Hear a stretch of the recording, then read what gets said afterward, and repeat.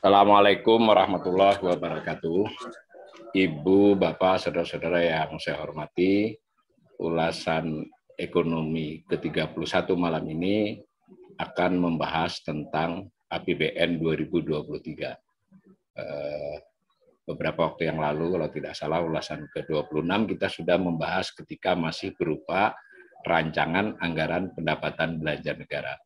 Diajukan oleh pemerintah pada tanggal 16 Agustus 2022, diantarkan oleh pidato Presiden, juga pidato Menteri Keuangan, kemudian dibahas di DPR selama kurang lebih 2 bulan, dan sudah disepakati untuk menjadi APBN, tetapi belum sah ya, baru kesepakatan di DPR. Nanti kita biasanya menunggu undang-undang 1 atau 2 bulan ke depan, tetapi angka sudah tidak berubah lagi.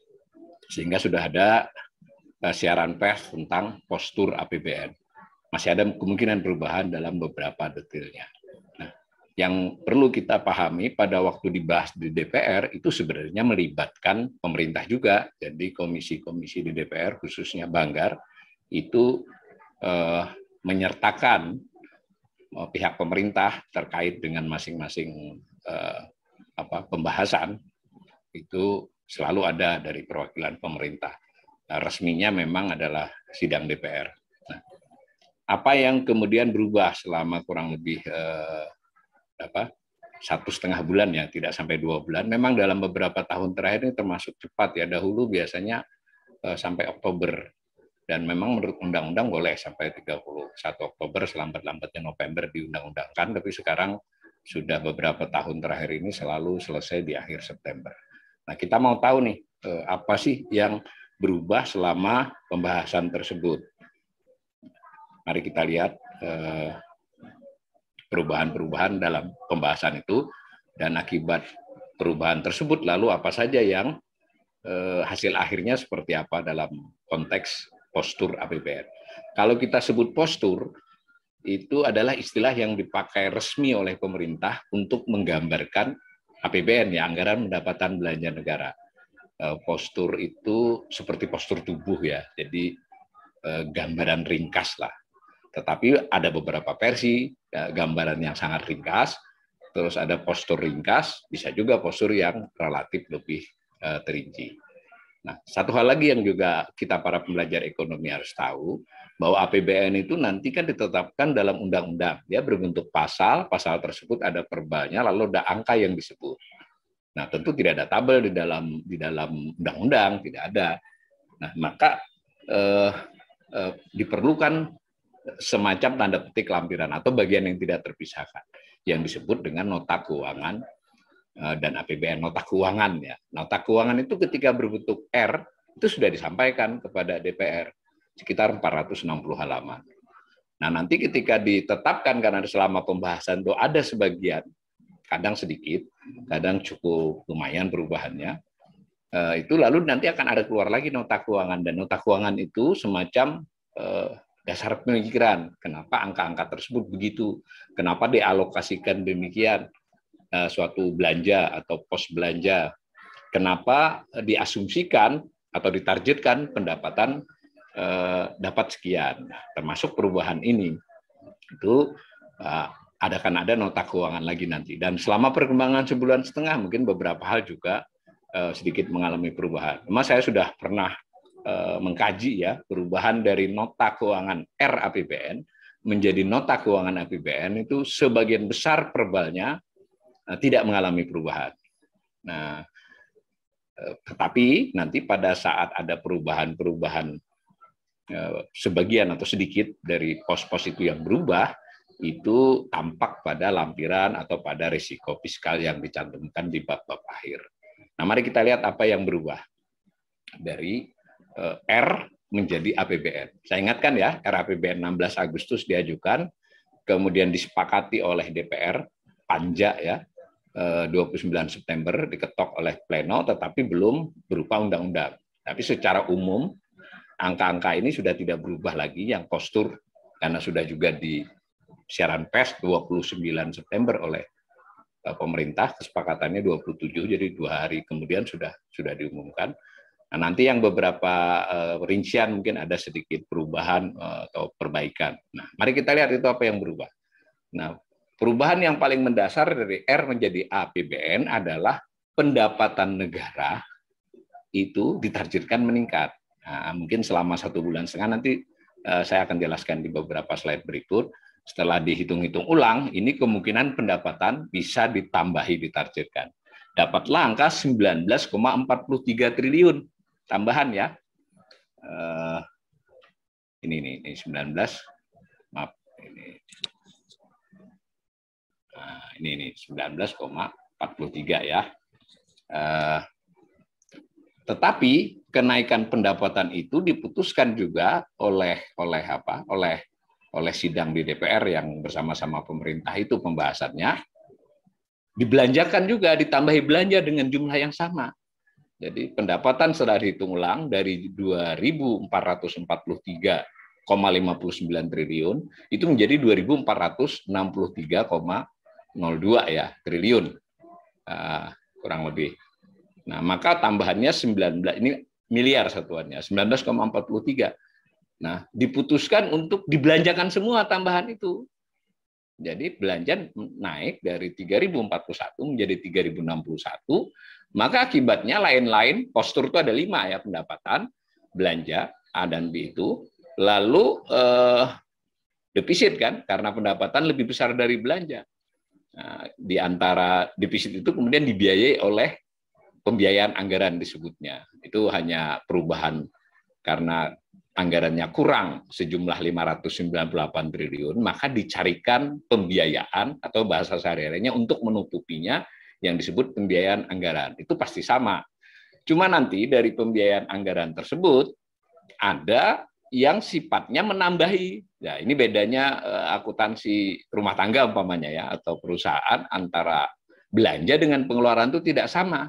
Dalam APBN, pengeluaran itu terdiri dari pengeluaran yang disebut belanja dan pengeluaran pembiayaan. Pengeluaran pembiayaan itu antara lain adalah investasi atau membayar cicilan utang. Nah, karena itu diperlukan sedikit kebiasaan, keterampilan untuk mencermati sehingga tidak kelihatan. Orang selalu sering yang belum terbiasa. Ini berapa sih cicilan utang? Mau 460 halaman diutak-atik? Nggak ada.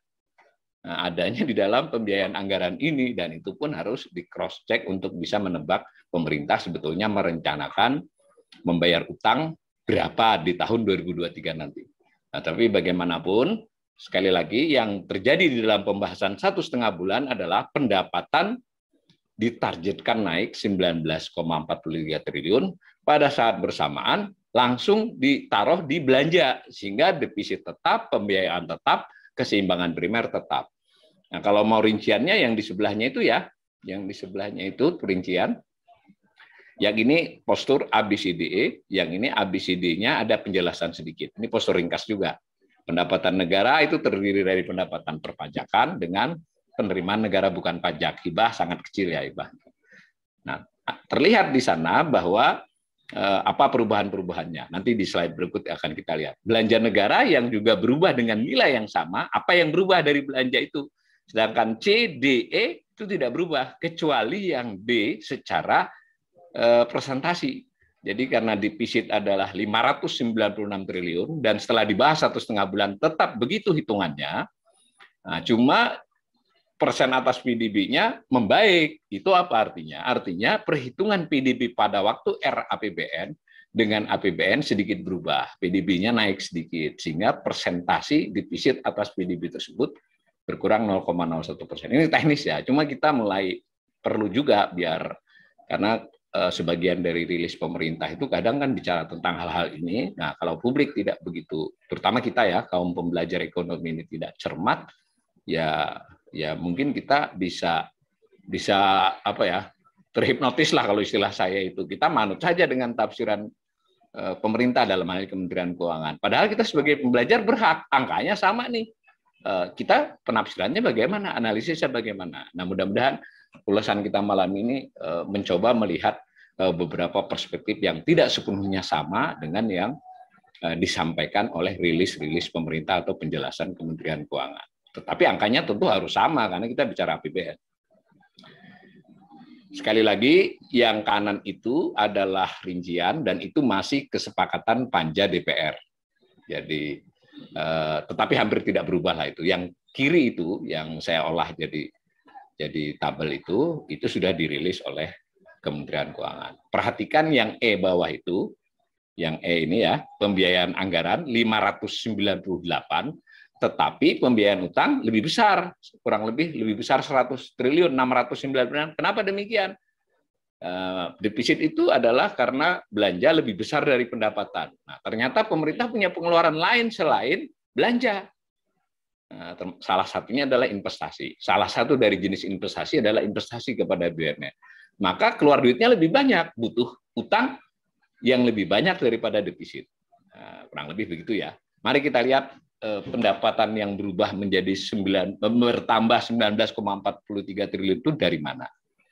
Nah, dari yang saya dapatkan data dari kesepakatan panja. Jadi pemerintah, Kementerian Keuangan belum mempublikasi ini ya, tapi insya Allah nanti di keterangan yang lebih lengkap nota keuangan angkanya semacam ini. Dari pengalaman bertahun-tahun sebelumnya ini nggak berubah kesepakatan panja ini.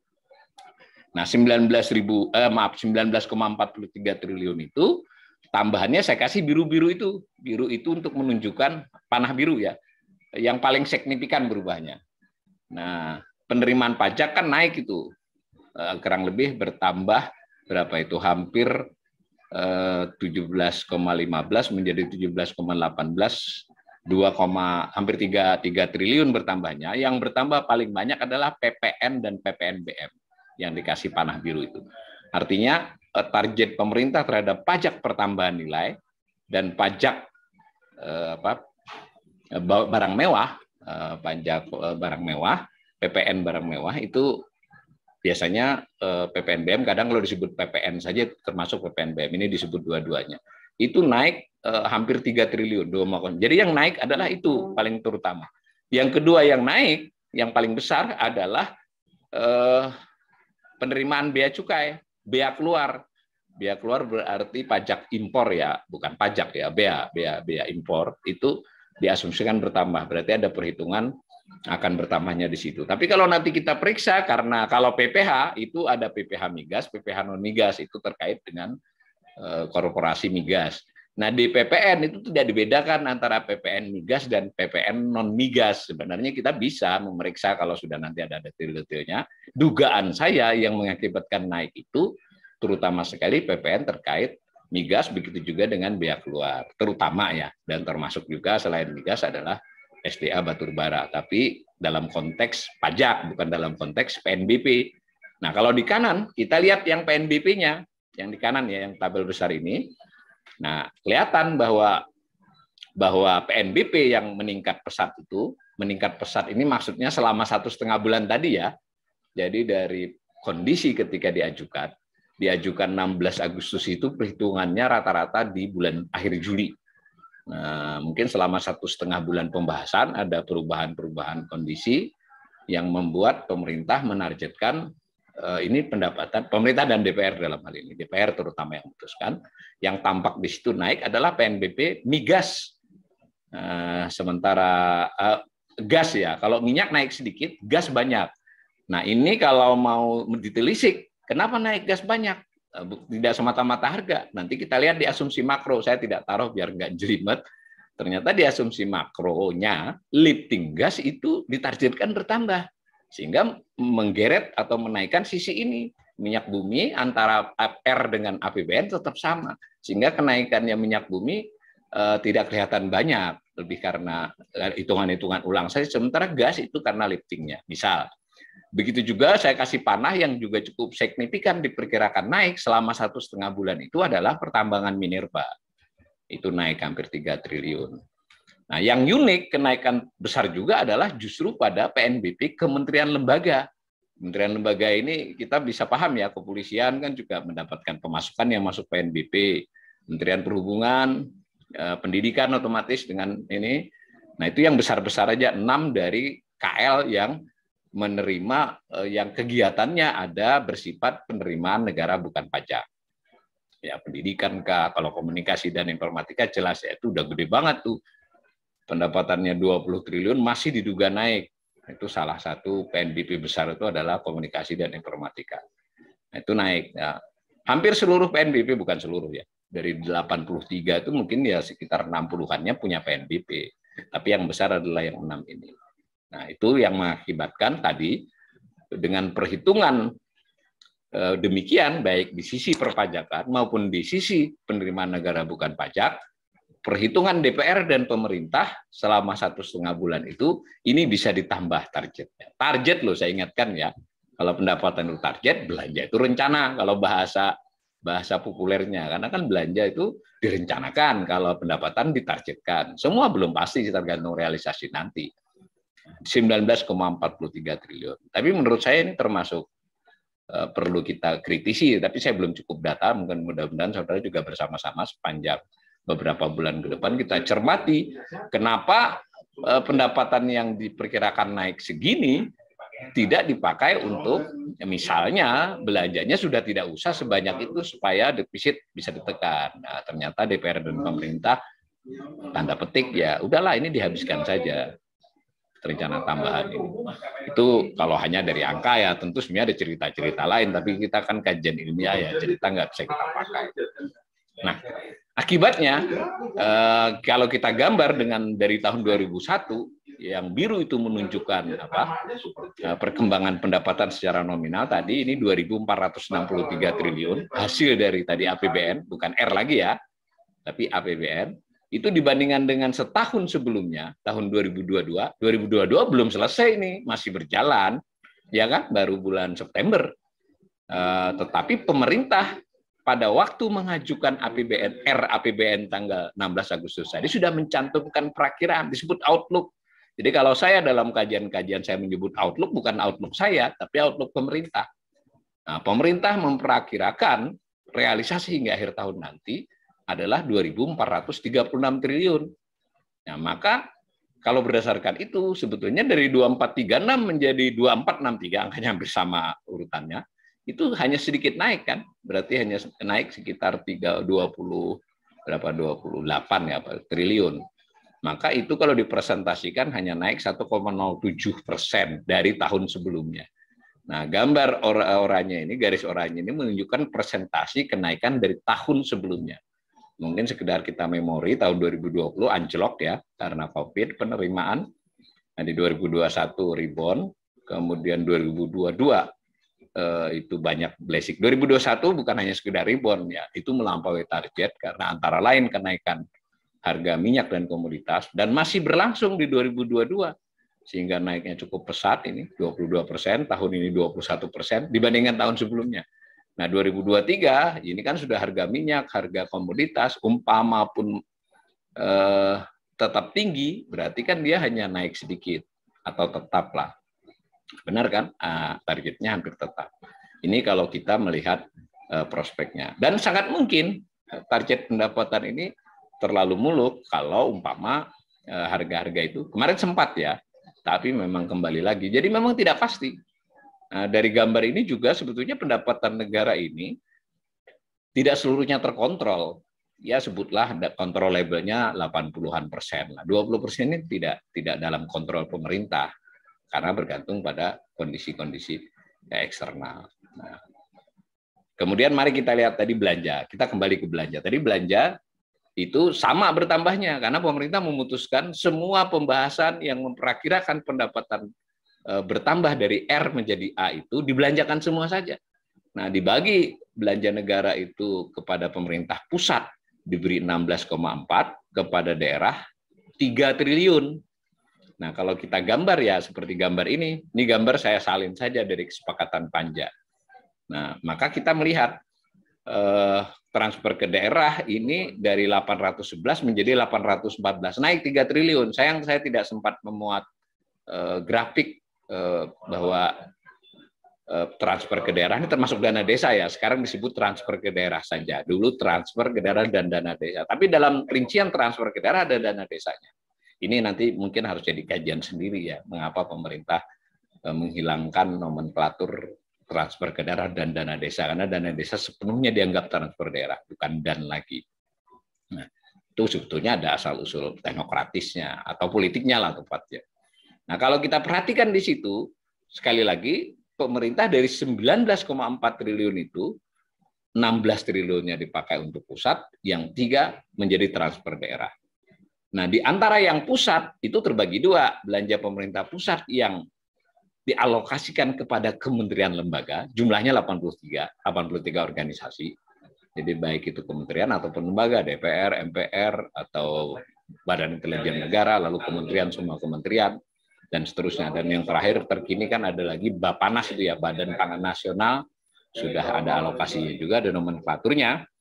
Nah, menarik, tambahan 19,43 tadi yang 3 triliun untuk daerah, yang 16,4-nya untuk pusat, yang 14 pusat itu yang untuk KL itu berapa, yang tidak KL berapa. Nah, ternyata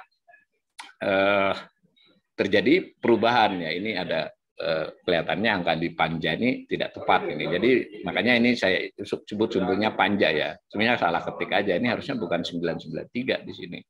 Nah, belanja KL itu naik. Di antara kementerian lembaga yang bertambah, ini di antara ini yang gede-gede aja, sebenarnya ada lagi beberapa. Itu DPR bertambah 224 miliar. Jadi 6.085. Jadi 6 triliun lah, 6.085 miliar. Tambahannya 224, signifikan ya. Jadi dari nggak sampai 6.000 menjadi tambah 200, bertambah. Sebenarnya MPR juga bertambah 100, DPD juga bertambah. Nah, lalu yang paling besar tambahannya antara lain itu kejaksaan bertambah 3,2 triliun menjadi 14 triliun. Jadi sebelumnya kejaksaan kan hanya kurang lebih berapa itu? 11 triliun. Jadi 14 triliun. Kemudian Kementerian Pertahanan bertambah 2,4 triliun. Sebelumnya Kementerian Pertahanan memang juga nomor urut 1. Nah, tapi ditambah lagi menjadi 134 triliun. Kemudian Badan Intelijen Negara juga bertambah setengah triliun.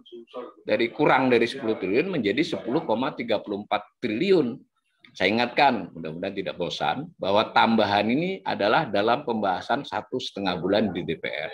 Ketika DPR membahas, itu menyertakan pihak-pihak pemerintah dalam pembahasannya. Tapi keputusannya tetap keputusan sidang DPR. Polri juga mendapatkan tambahan yang sangat signifikan, 3,3 triliun. Akhirnya menjadi 111 triliun.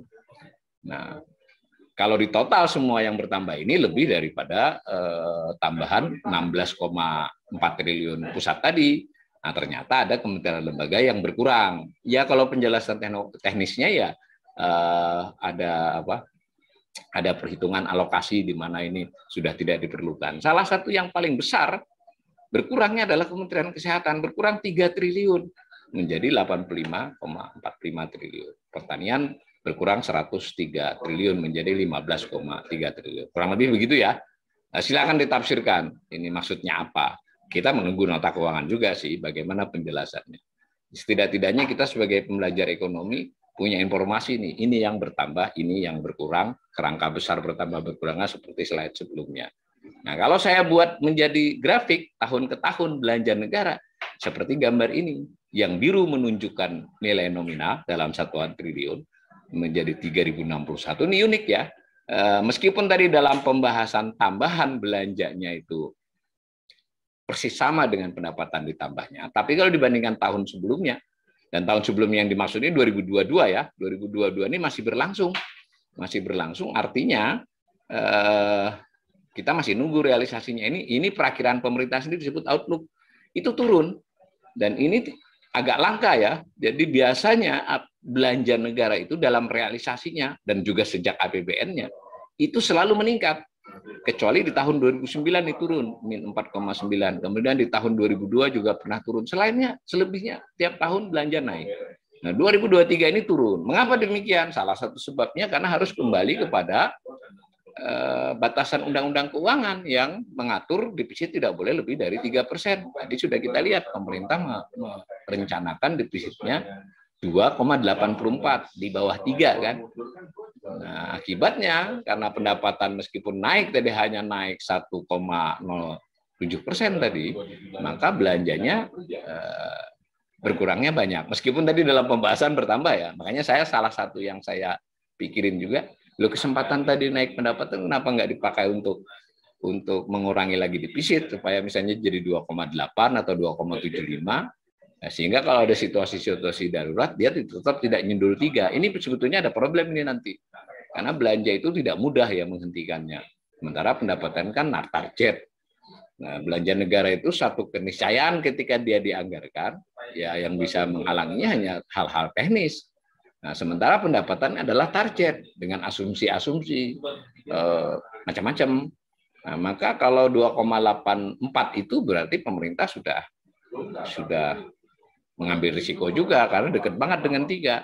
Jadi andainya 19 triliun tadi udah jangan dibuat belanja lah, biar aja mengurangi defisit. Tapi pilihan kebijakan DPR dan pemerintah tidak. Nah, gambarnya menjadi begini. Nah, itu pun tetap menyisakan masalah ya, bahwa karena nggak pernah turun belanja itu, apakah ini akan berpengaruh pada output, lalu kepada outcome dan kepada impact. Meskipun itu studi tersendiri. Saya termasuk orang yang ingin mengatakan belum tentu juga kalau nilai belanjanya besar itu outputnya juga sama besar peningkatannya. Karena ingat, ini adalah belanja dan belanjaan itu terutama. Itu pendekatannya input. Yang dimaksud dengan nilai bertambah itu duit yang dibelanjakan bertambah. Outputnya kan belum tentu kalau harganya naik misalnya. Harga-harga dari barang kalau itu berupa barang, kalau itu berupa modal juga begitu, berupa jasa begitu, bisa. Pendekatannya input. Nah, inilah salah satu kelemahan APBN kita. Publik tergiring terus untuk pendekatan input, bahwa kalau lebih besar dialokasikan itu berarti banyak hal yang dilakukan lebih banyak, belum tentu kan. Nah, ada informasi-informasi dari pemerintah tentang output itu misalnya ya jembatan, kemudian bendungan, bisa juga dokumen. Kalau dia pelatihan kan jumlah orang yang dilatih. Kalau dia bantuan sosial ya berapa yang outreach jangkauannya berapa. Itu output ya. Tetapi informasi tentang output itu tidak mudah diperoleh, tidak seperti angka-angka ini. Dan apalagi kalau di berita ya, di situs-situs berita atau di media massa berita itu kan jarang itu menyampaikan tentang output. Kadang cuma ada berita tentang diresmikan, bendungan bertambah banyak sekian. Nah, bendungan kan macam-macam. Nah, bahkan kalau kita sebagai pembelajar pun tidak mudah karena di dokumen APBN yang lebih rinci, yang nota keuangan, itu juga perhitungannya output tidak cukup detail, nanti ada DIPA, tapi di DIPA pun nanti kita harus jeli melihat nanti kapan-kapan kita akan bicara APBN dalam bentuk itu. Baik, selanjutnya tadi kita sudah menyebut ada KL yang bertambah, ada KL yang berkurang. Sekalipun secara total dia bertambah. Nah, ini yang saya ambil ternyata yang banyak bertambah di atas tadi nih, balik ke atas dulu. Itu lihat. Kejaksaan, Kementerian Pertahanan, BIN, Polri, sebenarnya juga ada MK, ada pokoknya fungsi hukum lah, hukum dan fungsi keamanan, ketertiban dan pertahanan yang banyak meningkat. Nah, diantaranya adalah pada Polri dan Kementerian Pertahanan. Kementerian Pertahanan ini adalah terbanyak urutan pertama, Polri ketiga, urutan keduanya PUPR ya, Pekerjaan Umum dan Perumahan Rakyat. Tapi tipis-tipis sudah bedanya. Nah, kalau lihat gambar, yang biru menunjukkan Polri, yang orange menunjukkan Kementerian Pertahanan dalam bentuk nilai dengan satuan di sini miliar. Maka kalau dibaca ya tahun 2023 yang sudah ditetapkan ini, pertahanan itu rencananya 134 triliun, di sini miliar ya satuannya ya. Kemudian yang Polri 111 triliun, sementara kalau PUPR 125 triliun. Ingat, ini 2 dari 83 organisasi. Nah, presentasinya si Kementerian Pertahanan itu mencapai 13,42%, yang Polri mencapai 11,10% dari alokasi belanja total kementerian lembaga. Nah, kalau kita perhatikan yang biru memang kenaikan pesat ada ketika era 2015, era Presiden Jokowi dulu masih segini. Begitu juga secara presentasi. Dahulu di bawah 10%. Sempat naik, kemudian sempat turun lagi di 2021, kemudian kembali lagi. Nah, Kementerian Pertahanan juga begitu ya. Kalau Kementerian Pertahanan ini secara presentasi justru menurun sedikit. tetapi secara nominal dia bertambah. Itu untuk 2 contoh KL. Nah, lalu jenis belanja yang lain yang sudah pernah kita juga bahas itu adalah subsidi. Nah, subsidi salah satu jenis subsidi energi ya. Jadi subsidi ada subsidi energi, ada subsidi non energi. Yang non energi itu banyak, yang energi beberapa. Ini yang kita ambil subsidi energi. Ketika dibahas di dalam DPR selama 1,5 bulan itu diputuskan subsidi energi bertambah, tapi nggak besar, hanya 1,3 triliun perubahannya. Nah, perubahannya terkait dengan ini ada asumsi harga, ada asumsi jumlah ya. Kalau dilihat jumlah tetap ini, forum minyak tanah masih 0,5 juta kiloliter, solar masih 17, LPG juga ada sedikit perubahan adalah di kurs ya. Kurs akibat perhitungan kurs yang melemah menjadi 14.800 rata-rata ya, maka terjadi perubahan. Nah, sementara kita mendengar soal 502 triliun bahkan bisa lebih di kejadian yang sejalan 2022 ini kok 200 tahun kemarin juga sekitar 200-an. Itu ada di kompensasi. Ini nanti memang perlu didiskusikan oleh publik ya lebih luas. Kita sudah pernah ulasan tentang itu. Nah, di mana dia? Dia ada di belanja lain-lain. Jadi belum ada penjelasan tentang berapa kompensasi, tapi sudah dialokasikan. Karena kemungkinan kompensasinya mau ditekan dengan sudah ada kenaikan harga Pertalite itu, misalnya. Nah, akibat dari keseluruhan tadi pendapatan belanja, maka didapatlah defisit. Defisit di 2023 APBN itu sama dengan yang ditargetkan oleh R ya. Tetapi kalau dibandingkan sebelumnya memang luar biasa tuh.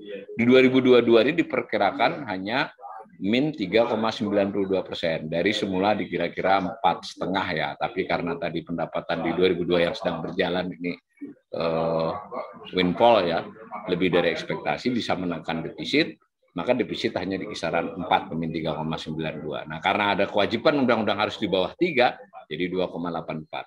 Tapi secara nominal ya hampir 600 triliun tetap ya defisit yang direncanakan 2023 dan yang sedang berjalan ini masih lebih dari 700 triliun.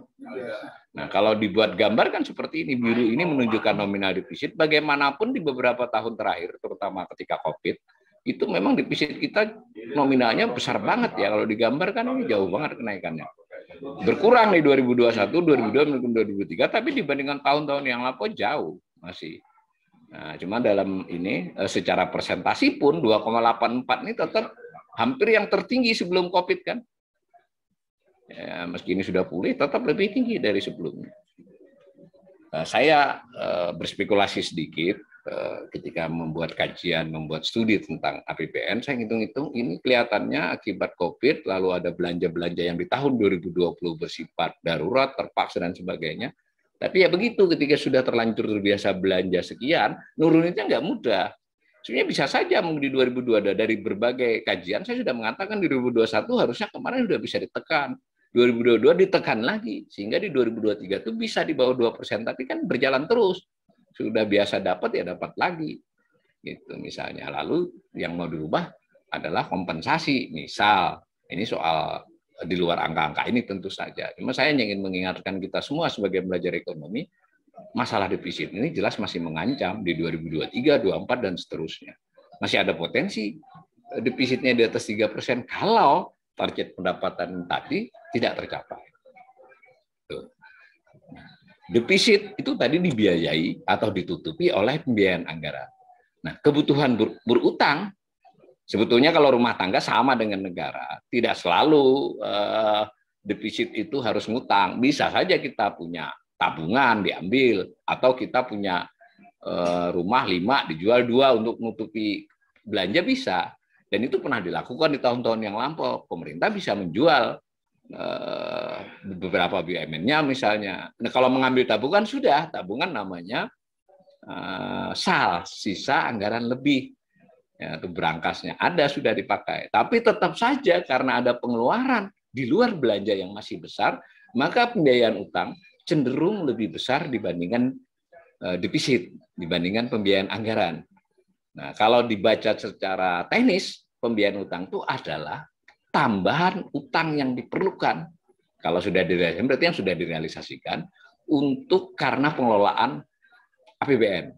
Nah, jadi kalau di tahun 2020 yang sudah terjadi aja lah, ini 1.229,63 itu sepenuhnya akibat pengelolaan APBN, baik karena belanja APBN maupun karena pengeluaran pembiayaan APBN. Di tahun itu, nah 2021 870 triliun, tambahan utang karena APBN. Nah, lalu di 2022 diperkirakan masih 757. Nah, tadi di 2023 yang sudah diketok ini itu 696. Jadi meskipun defisit 598, tetap saja perlu berutang 696 triliun. Jadi kalau lihat gambar biru itu kan tambahan utang tiap tahun karena APBN itu masih serius. Nah, lalu apakah utang bertambah sebesar itu? Tidak, jawabannya. Tergantung kurs, karena dari utang pemerintah itu kurang lebih 30%-nya, kurang sedikit lah kalau sekarang, kurang dari sepertiga ya, 30% dari utang pemerintah itu berupa valuta asing, baik itu SBN maupun loan, terutama loan itu hampir seluruhnya, loan itu adalah dalam valuta asing, lebih khusus lagi dolar. Dari 30% valuta asing itu, 90%-nya dari 30% itu adalah dolar Amerika, karena itu sangat sensitif terhadap perubahan kurs. Jadi begini, misalnya saya punya utang 1 miliar dolar ya, kalau kursnya 10.000 kan berarti saya hanya 10, tapi kalau kursnya 12, maka 12 kali itu kalau dirupiahkan. Karena itu posisi utang dalam rupiah itu sensitif terhadap kurs. Maka kita bisa melihat, nah ini sampai 2021 ini sudah realisasi. Jadi ini kalau kita hitung antara 6.085 ke 6.911 ini tidak sepenuhnya karena pembiayaan utang. Ada sekitar 10-20 triliun karena perubahan kurs. Kalau melemah, kalau dia menguat justru berdampak mengurangi posisi. Tapi khusus kejadian kemarin, ada pernah ya dalam konteks berkurang. Nah, bagaimana dengan 2022 yang sedang berjalan ini? Cara menghitungnya adalah tanggal 31 Desember. 31 Desember tahun 2021 kemarin, perhitungannya kurs berapa? Itu kalau saya tidak salah sekitar 13.990 berapa, 14.000 lah kita bulatkan. Nah, nanti 31 Desember 2022 berapa kursnya? Lalu posisi utang yang valuta asing disesuaikan menghitungnya. Perhitungan saya itu di 2022 akhir nanti itu kita punya utang kira-kira 7.800 karena ada tambahan sekitar 120-an triliun akibat kurs yang mungkin dari 14.000 lah sebut di akhir 2021 menjadi 14.7 atau 14.8 di akhir 2022. Nah, pertanyaannya di 2023 berapa kursnya? Tadi kita sudah lihat di asumsi, oh maaf saya tadi tidak kasih tabelnya. Asumsinya 14.800 itu rata-rata. Yang penting kalau dalam posisi utangnya 31 Desembernya. Saya asumsikan masih naik ke 15.000. Jadi pembiayaan utang ditambah pelemahan kurs sedikit, maka di tahun 2023 kemungkinan kita punya posisi utang pemerintah itu 8.600. Demikian ya, pada dasarnya penjelasan teknisnya itu begitu. Saya simpulkan secara sederhana. Pertama, selama pembahasan 1,5 bulan, ketika diajukan 16 Agustus dan perhitungan pemerintah ketika mengajukan 16 Agustus umumnya kondisi sampai akhir Juli. Baik itu realisasi maupun kondisi-kondisi makroekonomi maupun kondisi-kondisi internasional. Nah, selama pembahasan maupun selama dokumen sudah dibuat tapi tidak dirubah, berarti kondisi Agustus dan September pembahasan selama 2 bulan itu membuat DPR dan pemerintah merasa ini akan terjadi tambahan dari perakiraan semula. Pendapatan naik 19, berapa tadi? 19,5 triliun lah gampangannya. 19,46. Nah, pendapatan yang diduga akan naik atau ditargetkan naik itu seluruhnya dibelanjakan dalam belanja, sehingga defisitnya tetap. Nah, mana yang dianggap akan menaikkan pendapatan tadi sudah kita singgung, mana yang disalurkan ke belanja apa kenaikan belanja itu kita tadi sudah singgung. Nah, di situ bisalah kita melakukan perbincangan, diskusi. Misal saya sudah taruh di Twitter. Pada bertanya-tanya, mengapa polisi yang bertambah banyak, mengapa Kementerian Pertahanan yang bertambah banyak, kenapa Kementerian Kesehatan dikurangi, misal seperti itu. Nah, begitu juga sekalipun pemerintah berulang kali mengatakan posisi utang pemerintah itu aman, Tetapi pada kenyataannya memang utang pemerintah ini terus meningkat dengan sangat signifikan, sekalipun diakui kondisi sudah membaik ekonomi, tapi utangnya masih sangat banyak. Dan dalam rasio-rasio yang lain seperti kajian kita sebelumnya, itu masih cukup memiliki risiko yang tinggi. Kalau tidak ada peristiwa-peristiwa yang monumental, mungkin under control semua ini, defisit bisa 2,84 tadi kan. Posisi utang umpama segini nih yang terjadi itu masih di kisaran 39, 40 lah, 41% dari PDB. Kemudian cicilan utang dan bunga sudah dihitung itu nanti di kisaran 50% dari pendapatan. Masih tidak bagus tapi aman bisa. Tetapi bagaimana kalau terjadi krisis di 2023? Nah itu maka persoalannya panjang. Intinya kita sebagai rumah tangga negara, ekonomi keuangan, posisi kita posisi yang akan kesulitan besar kalau ada apa-apa. Kalau rumah tangga itu kalau ada musibah, nyaris kita tidak punya cadangan. Betul ada anggaran cadangan namanya anggaran belanja lain-lain. Dan masih ada SAR sedikit. Tapi secara perhitungan dengan risiko-risiko ekonomi makro yang sedang berkembang saat ini, sebetulnya APBN 2023 kita ini menurut saya ya high risk lah. Kalau paling tidak-tidaknya medium risk, bukanlah berisiko rendah. Nah, mudah-mudahan saya salah ya, karena ekonomi itu tugasnya antara lain ya membuat ramalan-ramalan buruk agar tidak terjadi. Demikian ulasan malam ini mudah-mudahan bermanfaat. Assalamualaikum warahmatullahi wabarakatuh.